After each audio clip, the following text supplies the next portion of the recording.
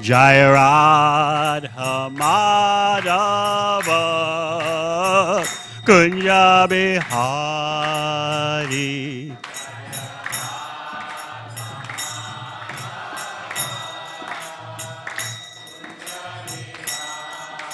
Jai Gopi Jana Vallabha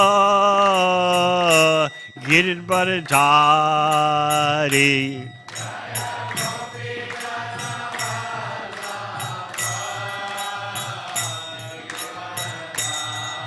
Jai Gopi Jana Vallabha Giridharadhari.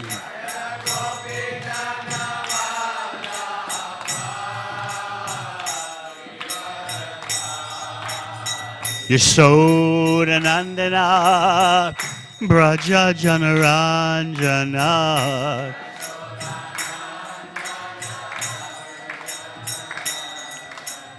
Yamuna Tira Vanachari.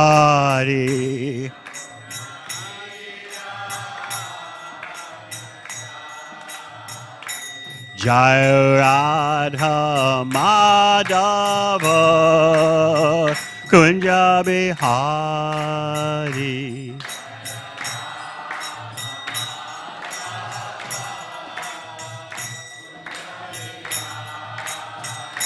Hare Krishna, Hare Krishna, Krishna Krishna, Hare Hare. Hare Rama, Hare Rama, Rama Rama, Hare Hare.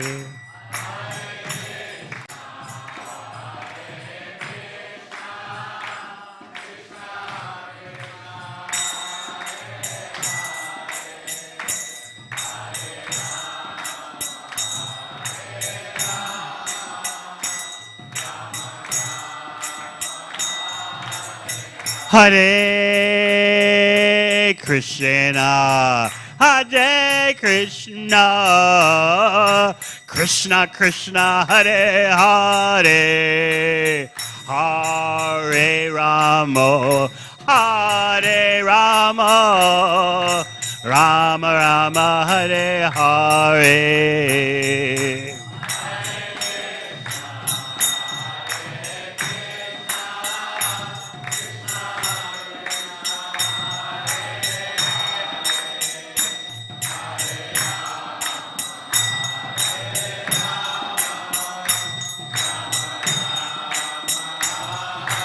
Hare Krishna, Hare Krishna, Krishna Krishna, Hare Hare, Hare Rama, Hare Rama, Rama Rama, Hare Hare.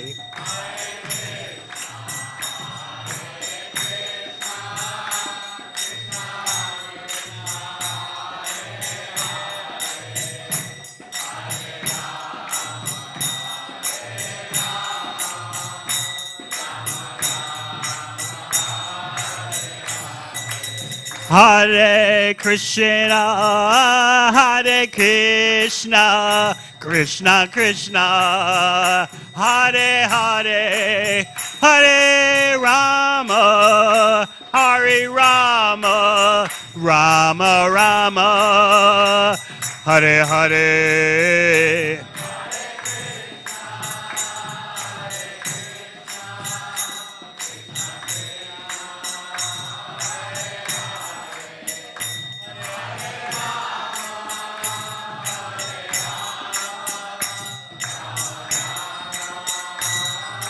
Hare Krishna, Hare Krishna, Krishna Krishna, Hare Hare, Hare Rama, Hare Rama, Rama Rama, Hare Hare.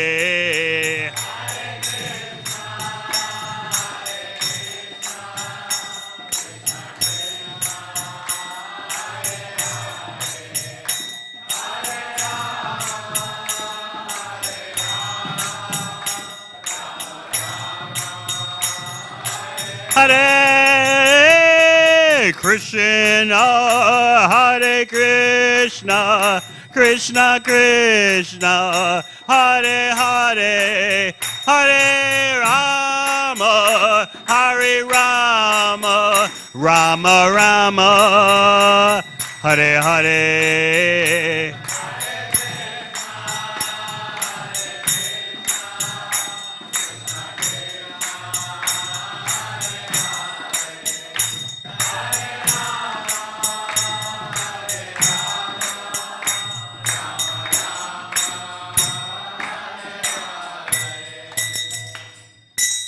Jai Vishabham Sabharajikacharya. Asto Tejata Śrīmad A.C. Bhaktivedanta Swami Maharaj Srila Prabhupada Ki. Jai Om Vishnubham Sabharajikacharya.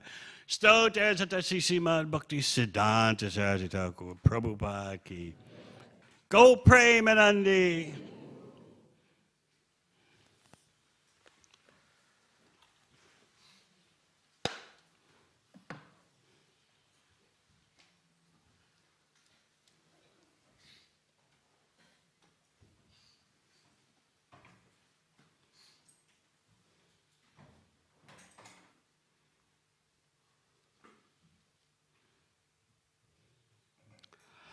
Om Namo Bhagavate Vasudevaya.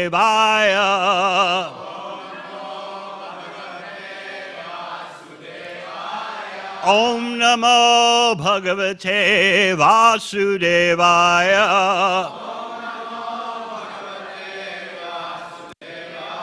Om Namo Bhagavate Vasudevaya.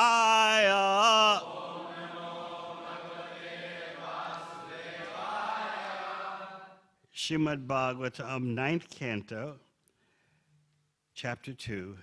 We'll chant text 4 and read some other verses after it. Ekada pravishad gostam Shardulo nishivarshati Shayana Gava Uttaya Bitasta Babra Murbraje Ekada Pravishad Gostam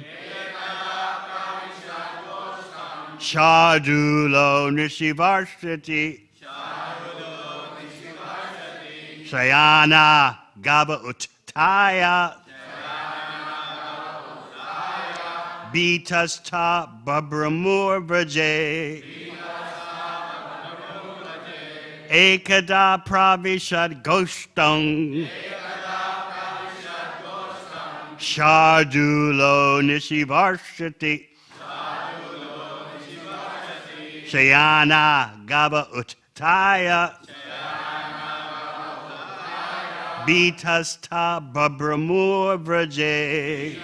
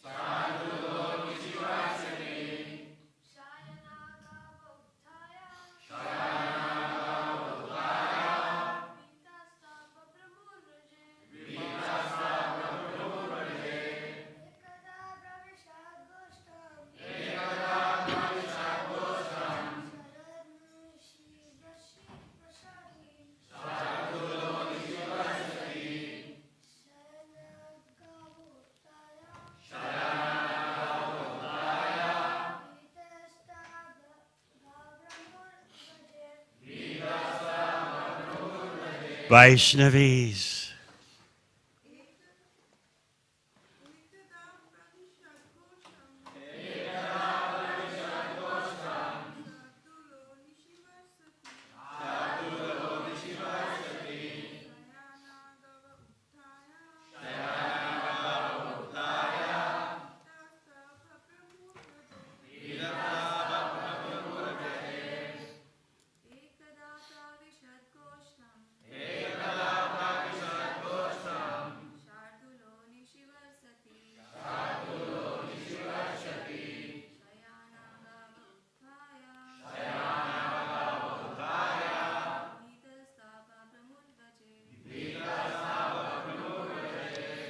Ekada. Once upon a time. Pravishat. Entered. Goshtam. The land of the cowshed. Shardula. A tiger. Nishi. At night. Varshati. While it was raining. Shayana. Lying down. Gava. Cows. Uttaya. Getting up. Bhita. Fearing. Ta. All of them. Brahmu. Scattered here and there. Vrajay. In the land surrounding the cowshed. Translation. Once at night, while it was raining, a tiger entered the land of the cowshed. Upon seeing the tiger, all the cows who were lying down got up in fear and scattered here and there on the land. When the very strong tiger seized the cow screamed in distress and fear, and Prishadra, hearing the screaming, immediately followed the sound. He took up his sword, but because the stars were covered by clouds, he mistook the cow for the tiger and mistakenly cut off the cow's head with great force. Because the tiger's ear had been cut by the edge of the sword, the tiger was very afraid, and it fled from that place while bleeding on the street. In the morning, when Prishadra, who was quite able to subdue his enemy, saw that he had killed the cow, although at night he thought he had killed the tiger, he was very unhappy. Although Prishadra had committed the sin unknowingly, his family priest, Vasishta, cursed him, saying, "In your next life you shall not be able to become a Kshatriya. Instead, you shall take birth as a Shudra because of killing the cow." Purport. It appears that Vasishta was not free from tamoguna, the mode of ignorance. As the family priest or spiritual master of Prishadra, Vasishta should have taken Prishadra's offense very lightly. But instead, Vasishta cursed him to become a Shudra. It is the duty of a family priest not to curse a disciple, but to give him relief through the performance of some sort of atonement. Vasishta, however, did just the opposite. Therefore, Srila Vishwanath Chakravarti Thakur says that he was dormati. In other words, his intelligence was not very good. Translation again. Although Prishadra had committed the sin unknowingly, his family priest Vasishta cursed him, saying, "In your next life, you shall not be able to become a Kshatriya. Instead, you shall take birth as a Shudra because of killing the cow." Om Agana Timidandasya Gyananjana Shalakaya Chakshun Militang Yena Tasmai Shri Gurave Namaha. Jai Shri Krishna Chaitanya Prabhu Nityananda Shri Advaita Gadadhara Shivasari Gaur Bhaktivedanta. Hare Krishna, Krishna Krishna, Hare Hare, Hare Rama, Rama Rama, Hare Hare. So we're continuing with the events, the key events in Prishadra's life. We spoke yesterday about how, although Prishadra is the son of Manu, he took up the vow of Virasana, standing up all night with a sword in his hand to protect the cows, demonstrating to mankind, demonstrating to humanity how important cow protection is. You can just think the son of Manu, a Kshatriya, taking up the role, the vow to stay up all night protecting cows. And Prasadra had no offspring. He had no dynasty of his own coming after him because of this vow. This is showing us how important cow protection is. And as Prabhupada points out in the purport, how abominable the slaughter of cows is. Those of you here yesterday heard the purport where Srila Prabhupada said that slaughtering cows is the most sinful activity of human society. That means, if at all possible, a devotee wants nothing to do with it, even indirectly. What to speak of directly? But in this day and age, economics rules everything. The dharma of the day and age is artha. Make money, save money somehow. That is the number one priority. Never mind the sinful implications, never mind the indirect, what to speak of the direct ramifications. Save money. And that is considered exalted morality. That is dharma. No matter what you do, no matter how it's done, if you're making money, if you're saving money, if you're investing money, all is fine. You're a successful person. Your family life has reached the pinnacle of attainment. Maybe go to the temple for Janmashtami once a year, but you're saving money. That is the most important factor. That decides whether you are a competent person or incompetent. Are you saving money? So we discussed a bit about that yesterday. Today we want to focus on, although Prasadra is so noble in his vow to protect the cows, and remember yesterday we discussed how Srila Prabhupada explains that in Vedic culture, that's real human culture, we do more than protect the cows, just like you do more than protect your children. What do you want from your children? You want them to be happy. Similarly, more than protecting cows, he explained, we want the cows to be happy. So now what has Prasadra got himself caught up in? An unintentional sin. During his staying up all night to protect the cows, it was a cloudy night, so the stars were covered and the visibility was severely reduced. So a tiger shows up, and true to his vow, Prasadra seeks to protect the cows and kill the tiger, which he's supposed to do.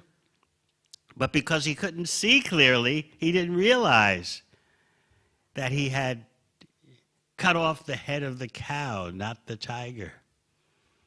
He didn't realize the mistake until daylight in the morning. This is showing us how complicated and intricate the material world is. How could such a pure-hearted person as Prasadra become caught up in such a hideous sin? Directly killing a cow, although certainly that was not his intention in the least. This is the way the world is. And we lament, how could this happen? My motives were good. My heart was sincere, and then look what happened. This happened, that happened. Problems with my body, problems with bodies related to my body, problems with climate, problems with nature, problems with this, that, the other.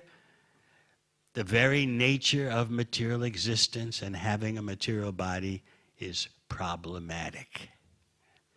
So therefore, our emphasis is indeed, go back to Godhead. Don't seek a happy solution in this world beyond devotional service.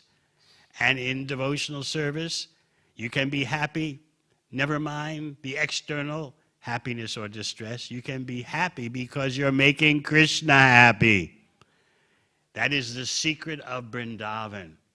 All the residents of Vrindavan simply thought, how can Krishna be happy? How can Krishna be more comfortable? Even when, because of Krishna's presence in Braj, Kamsa sent so many demons. Never mind, the Brajbasis simply were thinking, how can Krishna be happy? They weren't thinking, oh, because of him we're in so many complications. Because of him we're suffering so much. No, they never thought like that. So many demons came, various creatures, like Aghasura, the python demon, attacked. Devatas, demigods, are causing trouble, like Indra and Varuna. Even stationary objects, like the cart and the Yamalarjun trees, they cause problems. They're supposed to be stationary, fixed in one place, but you know, the cart inhabited by Shakatasura collapsed. What to speak of the Yamalarjun trees, in an unprecedented way, falling down. So the Brajbasis encountered all these incidents, but they never expressed, oh, because of Krishna we're going through all this. They were simply thinking, how can Krishna be happy? And Krishna is simply thinking how to bring more love out of his pure devotees, because that is real happiness.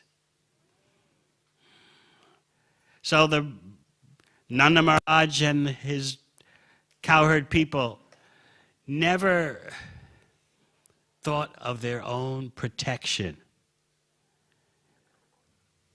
By the arrangement of Yogamaya, Krishna's pastime energy, they never thought about saving their own skin, saving themselves. They're always thinking, protect Krishna, protect Krishna.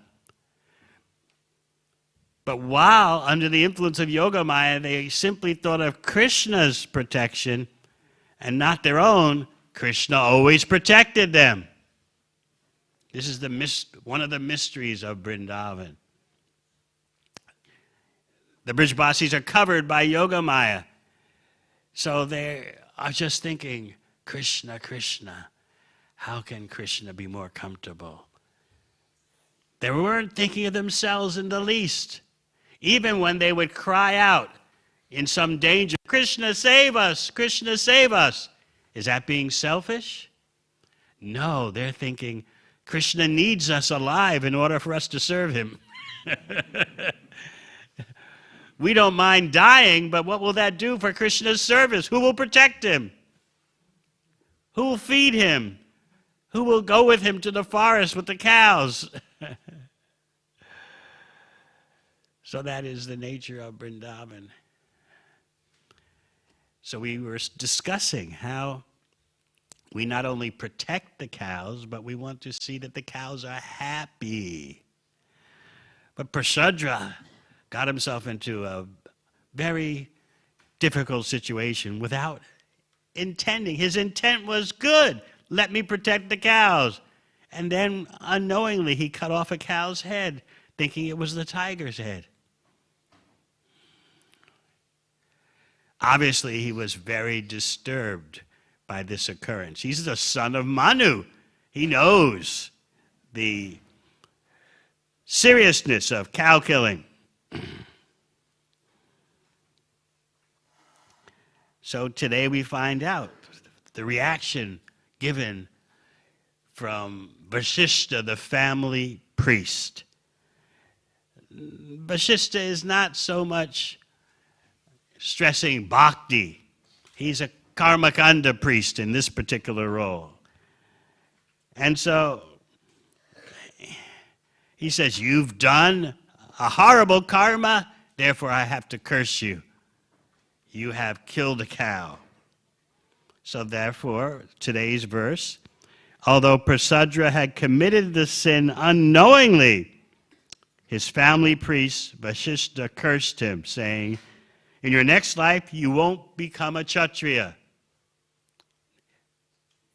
In your next life, you'll take birth as a Shudra. What would a contemporary person say about that? Well, I don't care about next life. I want to make the money now. Right? Next life, who knows? It may be, it may not be. Why worry about that? In fact, the Kali Yuga theology is, if you worry too much about the next life, you miss out on the opportunities for enjoyment in this life. So let the next life come. Whatever, it may come, it may not. Who knows? And who cares?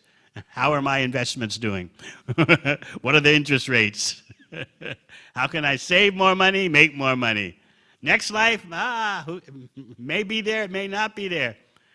But if you focus too much on the next life, your attention dissipates into the clouds. You just become spaced out, and you neglect the opportunities to enjoy in this life. That's Kali Yuga theology. But in an intelligent human civilization, a real human civilization, persons are concerned. I want to be happy in this life and the next life.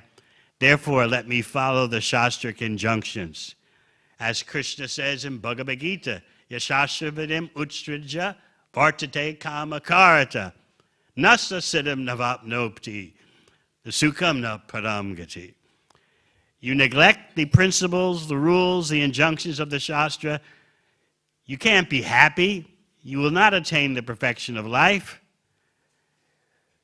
An intelligent person is worried about this. Now notice Vasishtha, in cursing Prasadra, didn't even say that Prasadra would become a fallen Kshatriya in the next life. He said, you will not be a Kshatriya, you'll be a Shudra. So what do we say about that according to Kali Yuga standards? All right, he's going to become a Shudra in the next life, but he probably will make a lot of money as a Shudra. What's so bad about that? As long as the money is there. This is our principle. Make money, save money as the number one dharma. So why is Vasishtha responding in such a way? What happened to him? So the Acharyas explain that he was not completely free from tamaguna, the mode of ignorance. So his vision was cloudy. This is what happens for those involved in karma kanda, the intricacies of good karma, bad karma, punya and papa. It's a complicated material web, and even the priest becomes affected. This is pointed out in the 6th canto by Vishvarup, when the demigods approached him to be their priest.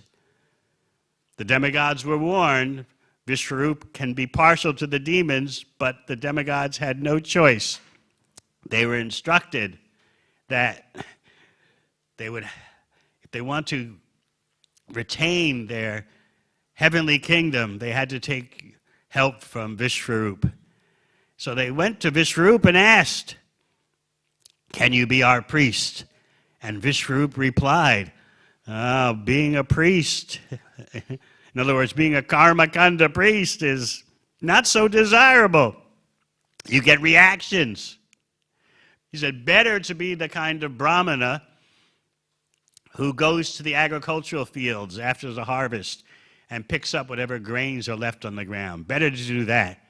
Or go to the marketplace, and when some grains have spilled onto the ground, collect those grains. Better to be that kind of brahmana who maintains himself in that way than to be a family priest brahmana dependent on the donations of his clients. So that was Vishvarupa's advice, and Vishwanath Chakravarti Thakur repeats that in his commentary to this verse. You can understand why Vasishtha's judgment was off. He was affected by all this papa and punya and atoning processes, and it's intricate. Accepting donations, So he cursed unnecessarily. Prasadra, you're going to be a Sudra. So we already spoke about how these days we wouldn't care. Sudra, Brahmana, this, that, the other, as long as you got the money. That's a less than Sudra civilization, which puts forth such conceptions. So what will Prasadra do? Will he get angry? No, just like Pritchett Maharaj when he was cursed, he gracefully accepted it. Pritchett Maharaj, when cursed by the little Brahmana boy Shringi, could have counteracted the curse. He could have nullified the curse. He could have gone to Shringi's Brahmana father and begged forgiveness. But he didn't do any of that. You might say, why didn't Pritchett Maharaj just go to Shringi's father? What was Shringi's father's name? What rishi? Shamika Rishi. Why didn't he just go and say, look, I'm sorry I put the dead snake around your shoulders. It was a moment of indiscretion. But he felt, Pritchett Maharaj felt, I don't want to embarrass Shamika Rishi by going and apologizing. I'll just take what his son has done. I'll take it. Cursed to die in 7 days, so be it. Let the snake bird bite, or whatever else this Brahmana boy has devised. I simply want to go on hearing and chanting the glories of Krishna. This is Śrīmad Bhāgavatam. So Pritchett Maharaj knew this situation is devised so that Bhagavatam can be spoken and I can go back to Godhead. Similarly, Prasadra accepted the curse of Vasishtha in that way. He did not get angry. I've been unjustly cursed in my next life to take birth as a Sudra. This is not fair. I didn't do any sin intentionally. And look at all these complications. No, what did he do? He took to bhakti very vigorously. He left home. He became completely dependent on the Supreme Personality of Godhead, wandering free of all material attachments, taking up the lifestyle of an avadhuta, appearing to others to be deaf and dumb, but always intensely focused on the Supreme Lord. So he's showing, yes, material life is full of unexpected, unintended intricacies, but keep your eyes on the prize. Keep your focus on the Supreme Personality of Godhead. So then, during his avadhuta lifestyle, in which he was oblivious to all social expectations, simply focused on the Supreme Personality of Godhead, he passed by a forest, and the forest was on fire. So what did Prasadra do? He said, what a great occasion, a situation for me to finish this body and go back to Godhead. So he just entered into the forest fire. His body was burned, and he went back to Godhead. This is how fixed and determined he was. So he took advantage of what was a bad decision by Vasishtha, severe indiscretion, cursing someone who had done no intentional wrong. Because Vasishtha was affected by the whole material scheme of balancing the good karma with the bad karma, being that kind of priest who accepts donations and the support of his clients for the priest's family welfare. So Vasishtha's vision was cloudy. But Prasadra didn't just spend his whole life crying, what injustice, what injustice, this is not fair, how could this happen to me? I'm the son of Manu. Instead, he focused more on the Supreme Personality of Godhead, became free from all material attachment, and went back to Godhead. So Prasadra's example is very monumental. in spite of the intricacies of material existence, in spite of the intricacies of family priests and their atonement processes, Prasadra went to the bhakti level and eventually ended his life going back to Godhead. This can remind us of Chaitanya Lila, one devotee of Lord Chaitanya named Subhuti Roy. He was a wealthy landowner, and he had one Muslim employee, a youth. And he engaged that Muslim youth employee in many tasks, treating the employee just like a good employer. He treated the employee like his own son. But sometimes he would chastise the employee, the youth. And so there was an occasion of digging a big lake, and somehow or other the Muslim youth had made some mistake. So Subhuti Roy, with his whip, put some marks on the back of the youth, the laborer. As fate has it in the up and down tumultuous world of good and bad karma, as fate would have it, that Muslim youth became a big Muslim governor in the future. And so one day, the wife of the Muslim governor, who used to be that little boy taken care of by Subhuti Roy, the wife of the governor saw on his back, "What are these marks on your back?" And the governor explained that when I was a youth, Subhuti Roy put these marks with a whip on my back. What was the wife's reaction? What do you think? Kill him! So the Muslim governor told his wife, "I can't kill Subhuti Roy. He was my benefactor. He raised me practically like his son. He's doing, whatever he did was for my own good." What did his wife say? Say it.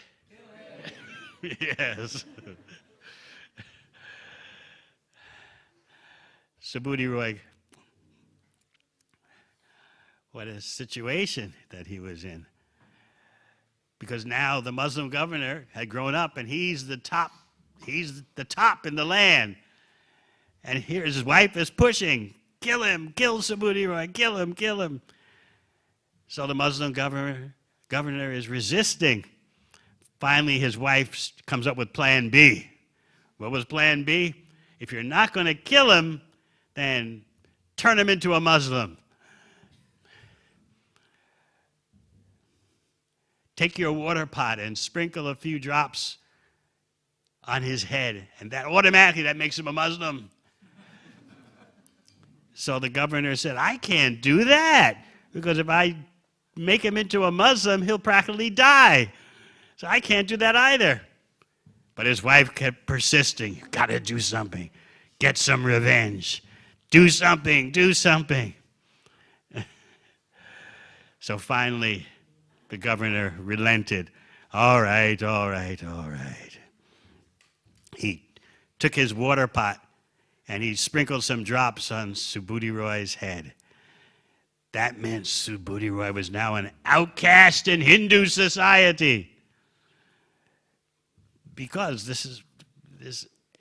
these externals were considered so important, even though now it seems ridiculous to us. Someone sprinkles some water on your head from their water pot, immediately you become something else.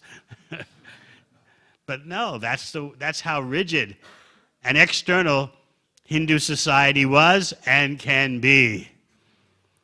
Remember, Rupa and Sanatan were considered Muslims because they were always associated with Muslim politicians. Even though they were born in Saraswati Brahmana family, by their association, they're considered fallen, they're considered Muslim. Srila Prabhupada, in describing historical events in Bengal, would remind us of times when there would be Muslim-Hindu fighting, riots, and Muslims would take cow flesh and forcibly push it into the mouth of Hindus. And then the Hindu would think, oh no, I'm a Muslim, because someone forcibly put cow flesh in the mouth. And then another situation where, in order to increase the number of Muslims, the Muslim rulers said there's a special tax on Hindus. So many persons thought well, it's cheaper to be a Muslim. I don't have to pay the tax. So in that way, the ranks of the Muslims increased. Prabhupada gives that historical reference. So Subhuti Roy was now a Muslim because someone sprinkled water from a Muslim water pot on his head. So he didn't know what to do. So he left home and he went to Varanasi to consult the Brahmanas in Varanasi. And the Brahmanas, the first batch of Brahmanas he consulted said, there's only one atonement for having the water from a Muslim water pot sprinkled on your head. There's only one way you can counteract this. The only one atonement is drink boiling ghee and end your life.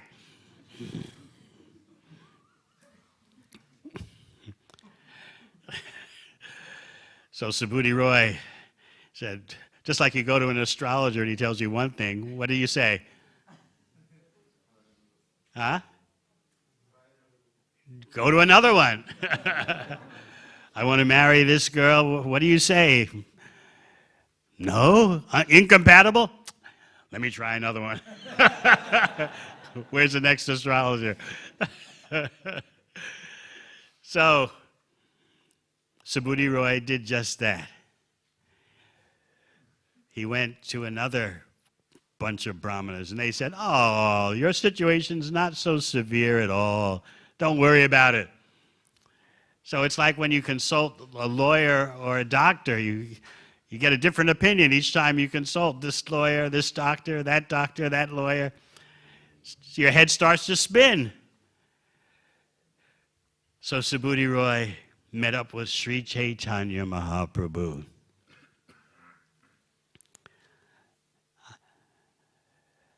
And told Sri Chaitanya Mahaprabhu the whole story. I like the way Prabhupada recounts the history.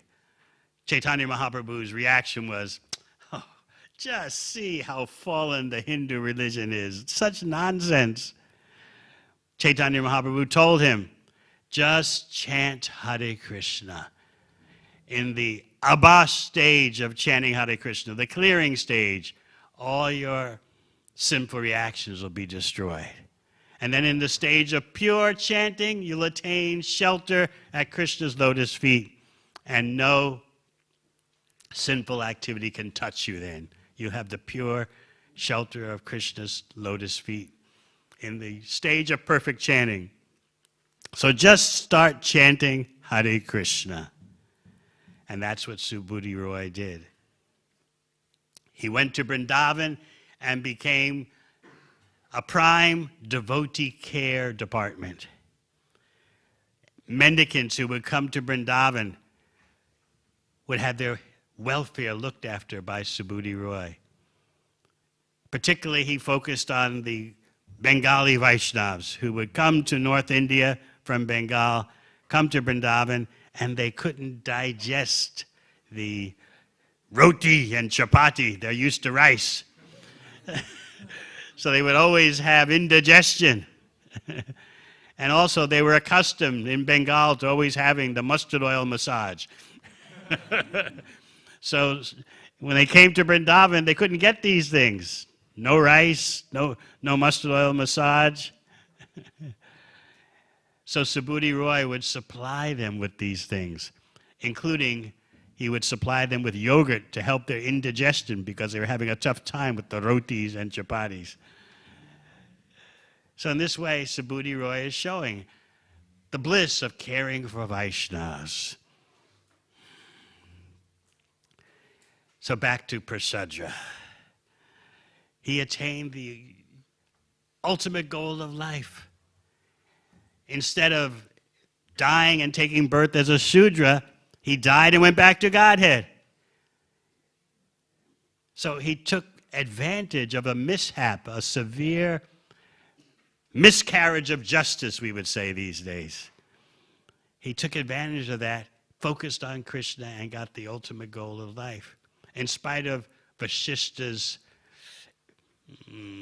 acting improperly as a family priest. As a family priest, if Vasishta wasn't offering bhakti, he should at least offer a program of pious activity to counteract the sinful activity. He didn't do that. You know, in the 6th canto of Bhagavatam, Pritchett Maharaj has that discussion with Shukadeva Goswami. You in the 5th canto have described the hellish planets. How do you avoid going there? How do you atone? And so Shukadeva Goswami explained different processes of atonement. But in each case, Pritchett Maharaj said, that won't get to the root of the problem, the propensity to cause sinful activity. You're just scraping the surface by these processes of karma atonement, jnana atonement,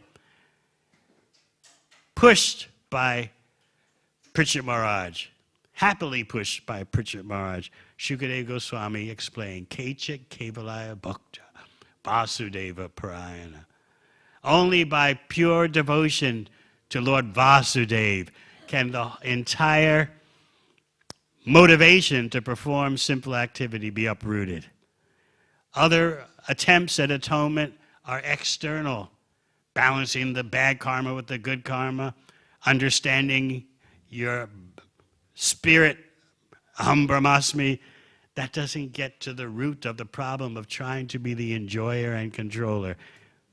And as soon as you try to be the enjoyer and controller in the material world, you make sinful activities. Maybe in one life you're so perfect, but in the next life, sooner or later, the intricacies of material existence catch up with you, just like they did with Prasadra, who's the son of Manu. That's why, also in the 6th canto, when the Yamadutas are dialoguing with the Vishnu Dutas, what did the Yamadutas say? In defense of their trying to take Ajamil, they said, we go for anyone who is sinful. That means sooner or later we get everyone. You may not see us in this lifetime, but in the next lifetime, we'll be there for you. Because the way the material world is constructed, sooner or later you're going to slip up. Even though you're the most pious person, in this life or the next life, you're going to slip up. And when you do, we'll be there. So they're giving you the overview of not just this lifetime, but lifetime after lifetime. The way this world is constructed, as Prasadra's incident is showing. Some or other you get tripped up.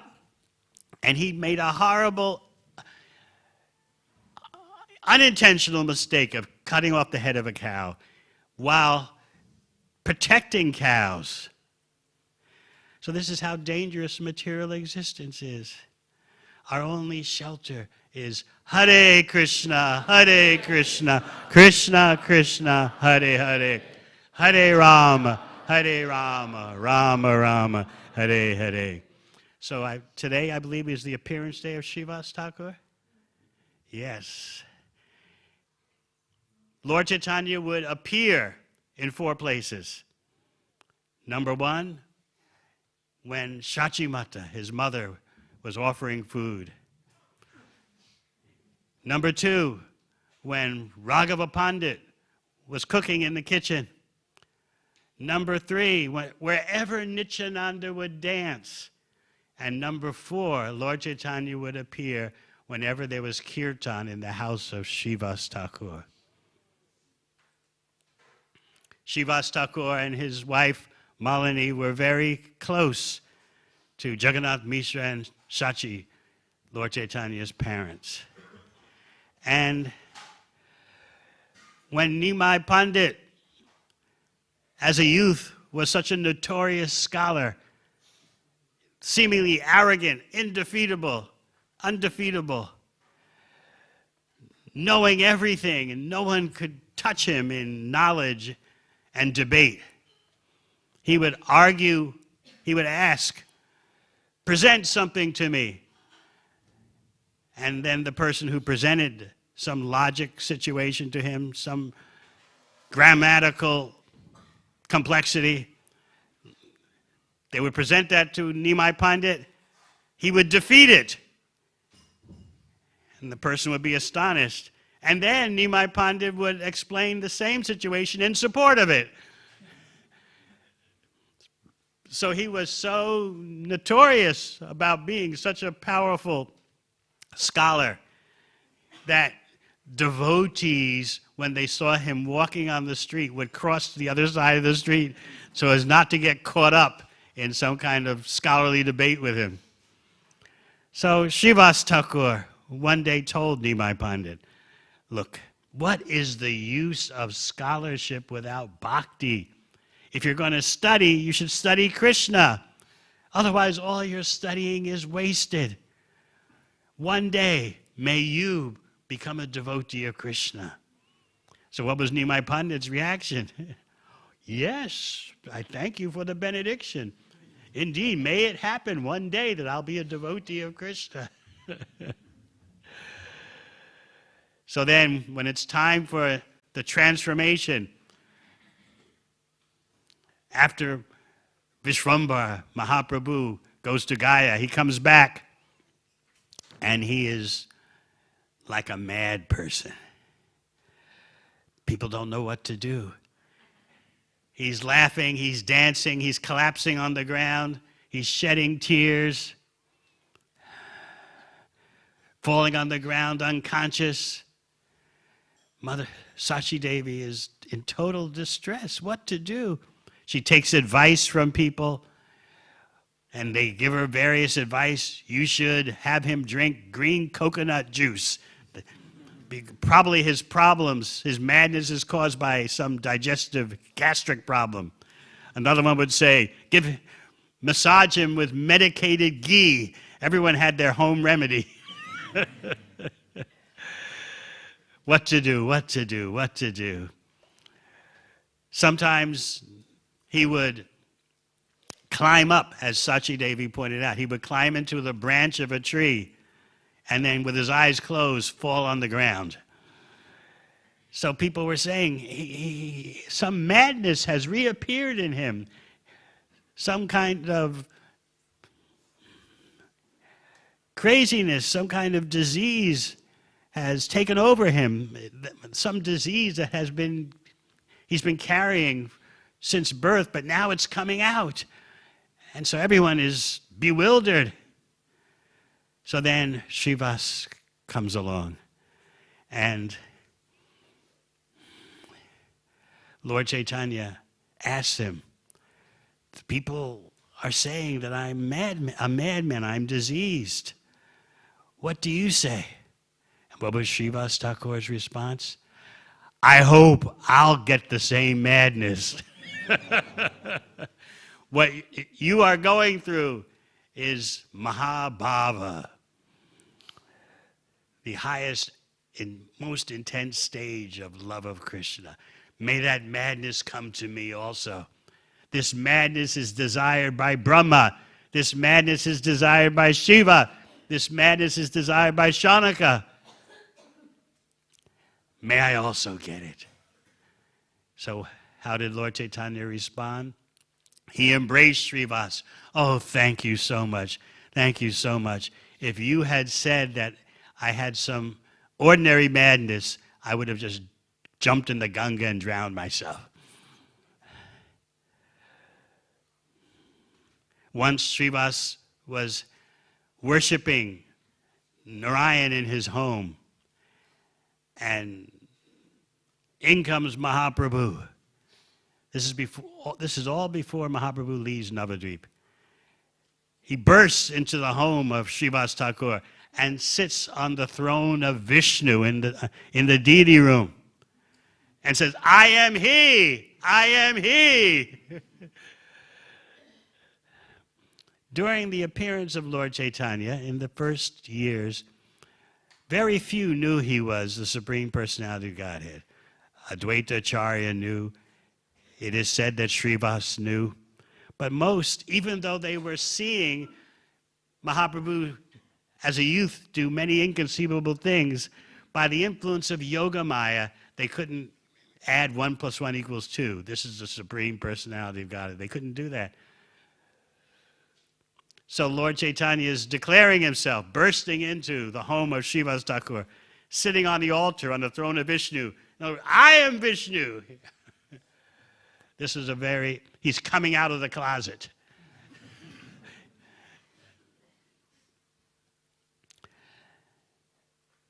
What else, Srivas Thakur? There was a kirtan in the courtyard of his house. Ecstatic kirtan, nightly kirtan. You can go to the site in Mayapur. How many of you have been to Srivas Angan?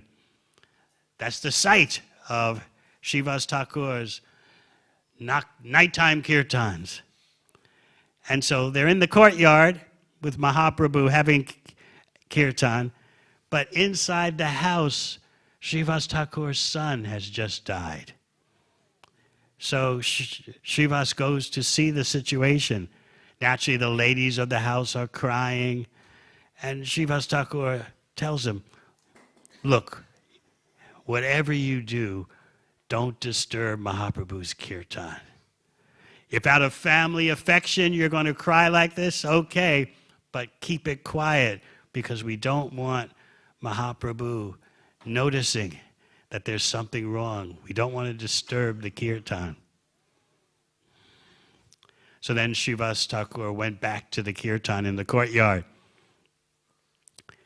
When the kirtan at night came to an end, Mahaprabhu said, I noticed that there was something different tonight. Has some calamity happened in the house? And then Srivas told him, well, there's this small matter that my son died during the night. So immediately, Mahaprabhu says, let's go to where the son's body is. And by the presence of Mahaprabhu, the son's departed soul came back to the body and began to speak. He said, my time in this family is over. My time in this body is over. I am the servant of Mahaprabhu. Wherever he wants me to go, and when he wants me to go, I'll go. And then he was quiet. So Srivas Thakur was understanding, and he explained to his wife and other ladies of the house, my son has died in the presence of Sri Chaitanya Mahaprabhu during the kirtan. It doesn't get any better than that. But of course, his son is gone. And when Mahaprabhu heard that Srivas Thakur had kept the whole incident of his son dying during the night, had kept it quiet so as not to disturb the kirtan, Mahaprabhu began to cry, noting the great love of Srivas Thakur. And he told him, Nityananda and I will become your sons.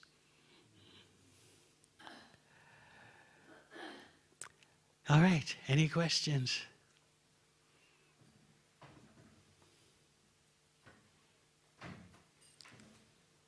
Yes, Kaili Kanana Prabhu. Maharaj. You were sharing about how the Vrajvasis never complained, and even when they were caught in the forest fire, they wanted to be saved just so they could protect Krishna. Serve Krishna, yes. Serve Krishna. So my question is that I've seen when calamity happens in some people's lives, they go away from Krishna, and for others, when calamity happens, they go towards Krishna. Yes, as Prasadra is demonstrating, he used the situation to come closer. And so? Is there a way we can develop that? By hearing Bhagavatam, hearing about Parikshit Maharaj, hearing about Prasadra. By hearing, gradually your spiritual character becomes formed. Without hearing, combined with proper association, it's very difficult. You become like whom you associate with. Oh, it wasn't fair what happened to you, injustice. That may well be true, but what are you going to do in terms of your spiritual development? Whoever said there's justice in the material world? But we become very disturbed when injustice happens to us, misunderstanding happens to us. Let's say you write a song, and before you can copyright it, someone steals it, and your whole life was going to be a success based on that song. And then it happens, these things happen, right? You try to go to court, try to prove, yeah, I wrote the song. Judge doesn't accept it. Whoever's got the most powerful lawyer wins. Whoever has got the best lawyer wins the court case. And you can be angry all your life. So Prasadra could have been raging at Vasistha. What kind of priest are you? But the Acharyas point out the important part of Prasadra's incident is his reaction to being cursed. He just humbly accepted what his family priest said. All right, I'm cursed to be a Shudra in my next life. Let me go beyond Kshatriya, Shudra, Brahmana. Let me be a Bhakta. Let me focus intensely on the Supreme Personality of Godhead. And he became so callous, so beyond material existence that he could look at a forest fire and say, whoa, what an opportunity to get rid of this body and go back to Godhead. That's how beyond material existence he was. We don't recommend that you do this.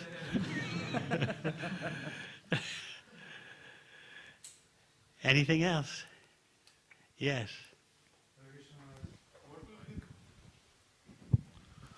Hare Krishna Maharaj. What will be the difference between suicide and him going into the fire in that case? He's an avaduta. You're not an avaduta, are you? Avadutas are beyond all Vedic formulas, Vedic social behavior. They're in a world of their own. Just like Nityananda. Nityananda Avaduta, Avaduta Chandra. He's neither Grihastha, Brahmachari, Sannyas. He's just in his own realm, Nityananda. Whereas Chaitanya Mahaprabhu was wanting to demonstrate the principles of sannyas very rigorously. Whereas Nityananda, as a Dvaita, would always mockingly criticize Nityananda. Who knows the circumstances of your birth? Who knows what caste you are? We don't know anything about this. And we're associating with you, ruining our own situation? There's several occasions where Advaita Acharya,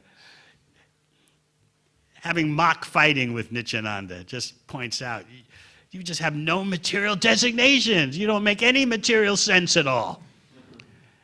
So we don't act like avadutas in this day and age.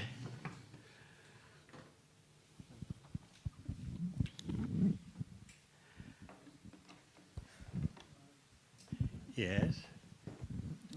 Hare Krishna Maharaj. Hare Krishna Maharaj. Dandavata Pranams.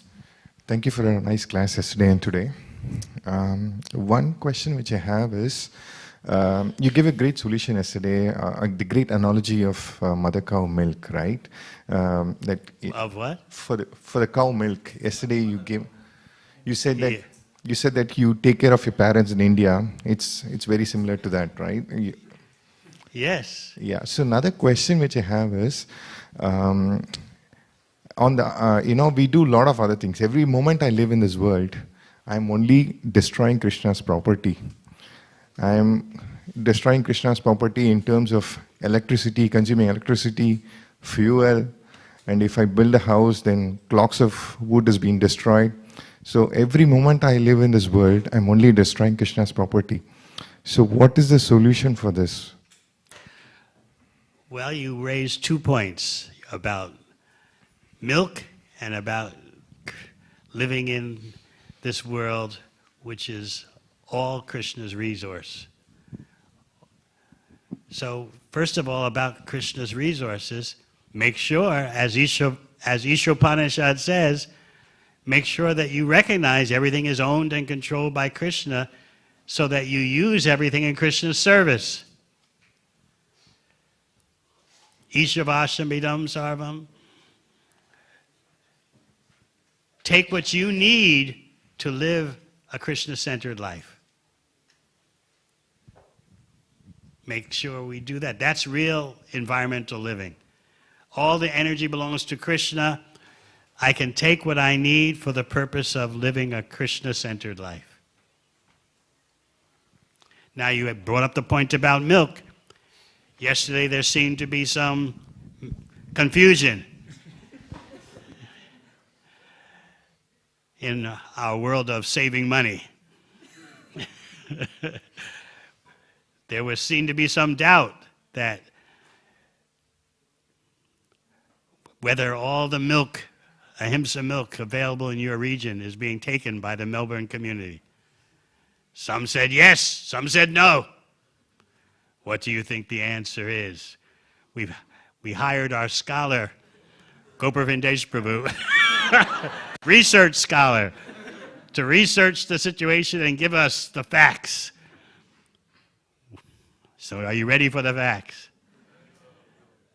Is there enough ahimsa milk available for more of the Melbourne community? Or no, it's not available? What do you think? We'll now read the answer. Are you ready?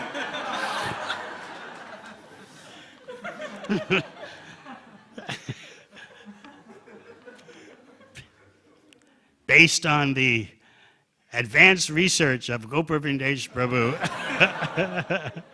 we have found out that only 50% of the milk is being absorbed by the Melbourne community. Only 50%. The rest, in order to make the dairy operation viable, the rest has to be shipped to Perth, to Brisbane, to Sydney, Adelaide. Oh, you get some in Adelaide? Yes. You would think that the Melbourne community would plunder it all. But why not? Well, why not? Huh? Too expensive, save money. So here you have an opportunity of pure milk. No growth hormones in it, no antibiotics in it, no vitamin enhancers, chemical vitamin enhancers in it, pure milk. But too expensive. Better go to the dairy and get slaughterhouse milk. This is our problem. So 50% has to be shipped far away.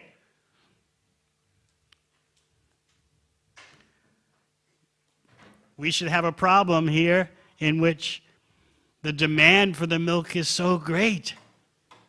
The demand for the ahimsa milk is so great that it's competition to get it. But no. What kind of sustainability, what kind of proper solution is it that the milk has to be shipped far away, even to Perth, because not enough buyers in Melbourne? What a great fortune. You have ample supply of ahimsa milk, pure milk. But because of the number one dharma in Kali Yuga, save money. Oh, that's all you have to say to someone. look, we're saving money. Oh, very nice, very nice. That's the number one principle. That's the regulative principle. So much so that we overlook this most important principle of real human society, taking care of the cows, in fact, keeping them happy. Anyway, I won't say anything more. Yes. Maharaj, you spoke about cow protection and son of Manu's unintentional sin he committed, and investments as well. You spoke about a little bit investment, saving the money. This question I had for a while. I thought I'll ask today. This is very common nowadays that people invest their money, even devotees invest their money in ETFs, bonds, mutual funds, like that. But we never know the money we give them, where they invest. They invest in many sinful, unlawful activities like slaughterhouses and so many other things. Do we get karma?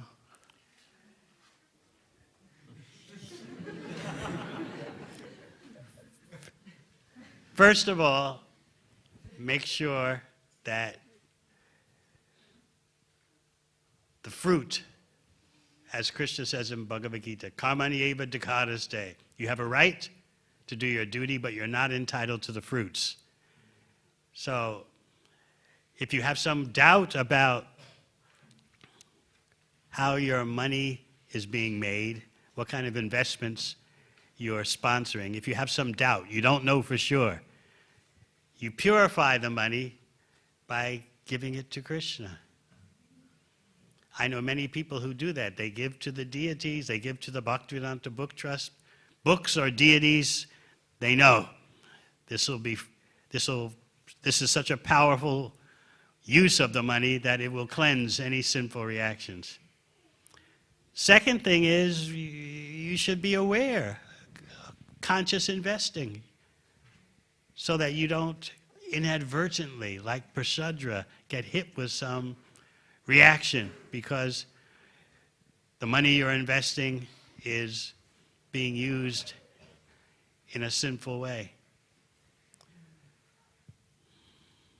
You should be aware, conscious investing.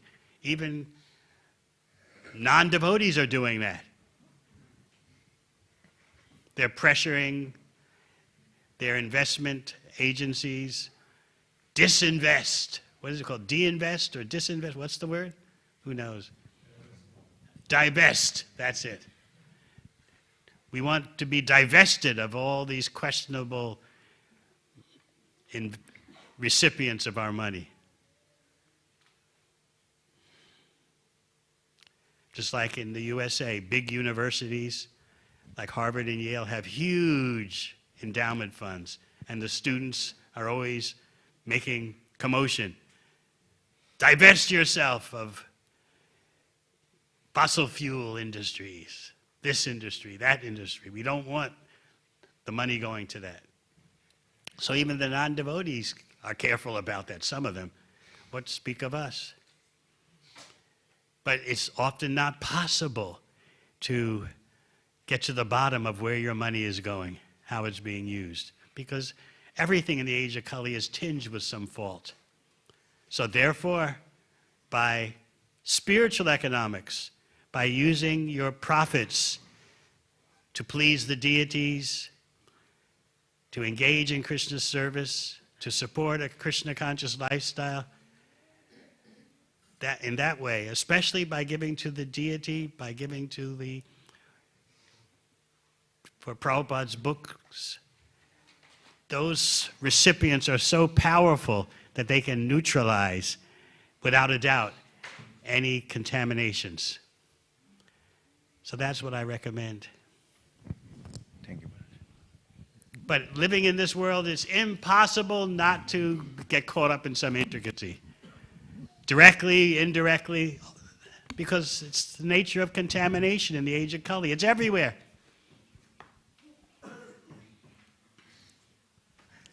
Hare Krishna Maharaj. Thank you for the class. So my question is continuation of both the questions. So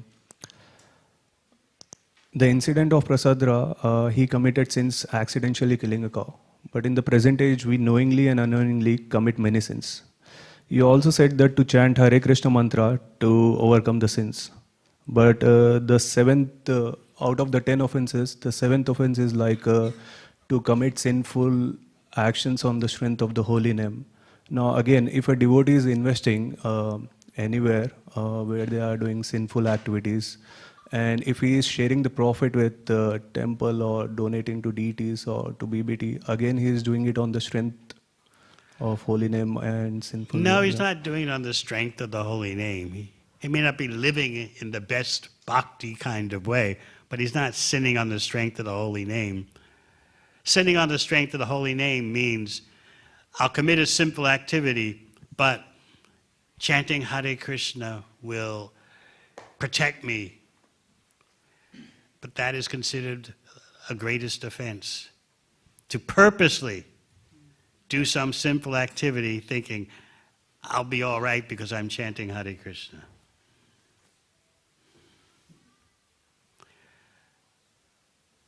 It doesn't refer to so much indirect complications caused by being in this world.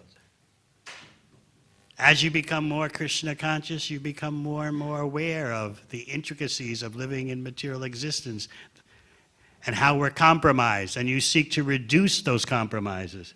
That's part of a bhakti lifestyle. Sometimes, for example, persons who own a meat restaurant, they become devotees. So the question is always, what to do? They just can't immediately walk away from their business. They've got to shut it down gradually. So we have to use our intelligence how to extricate ourselves from material entanglement. It may take a while for them to wind the business down and sell it. Otherwise, if someone fanatical shows up, oh, you're in Maya, shut this business down overnight. That's not very practical.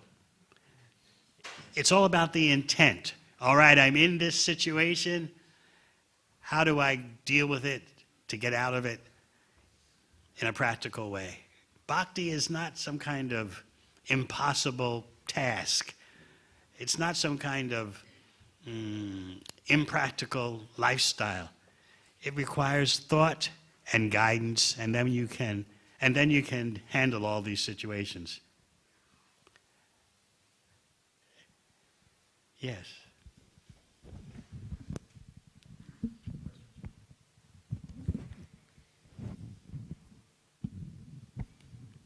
Hare Krishna Maharaj, thank you for the nice class.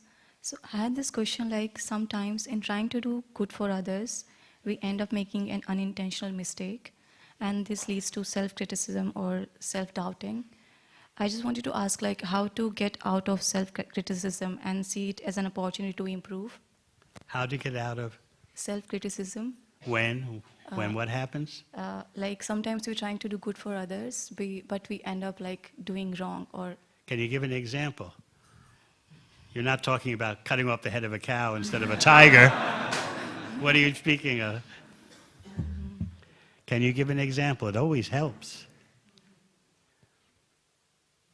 No example. It's hard to think. All right, next time, come up with an example. That'll make it easier to answer.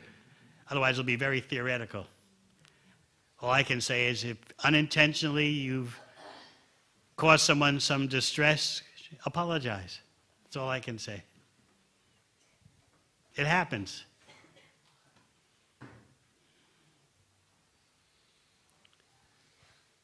So if someone is feeling offended because I'm criticizing not using all the ahimsa milk, I apologize.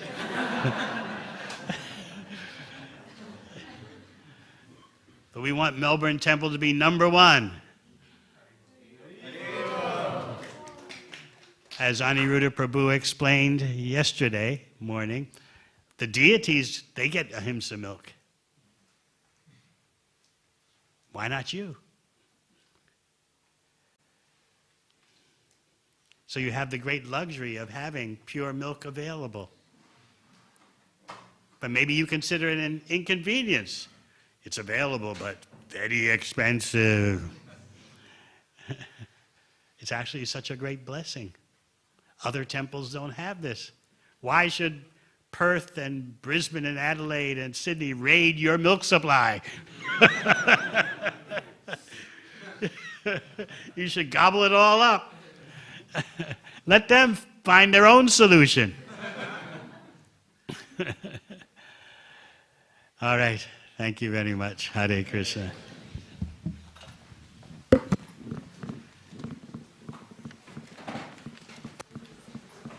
Hare Krishna.